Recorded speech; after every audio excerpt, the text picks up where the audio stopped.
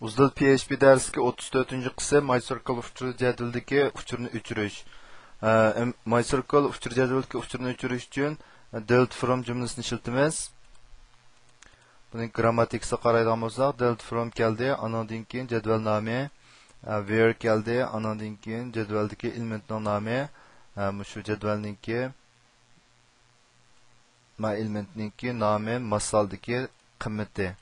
Tam bo'lgan ahvolda shu uchurni o'chiramiz degan bo'lsak, bu yerda bizga berilgan jadval jadval bo'ldi. Undan keyin biz bu yerda berilgan buyruq delete from persons where bu o'zining ismi Griffin bo'lgan uchurni o'chiradigan bo'lsa, demak uchurni o'chirib tashlaydigan buyruq bu. Oxirida bizga chiqib bergan natijasi bu Glenn degan odamning uchurilib qoldi. Qolgan Griffinniki qolgan uchurlarning hammasi bir qurdik uchurlari o'chirib tashlandi.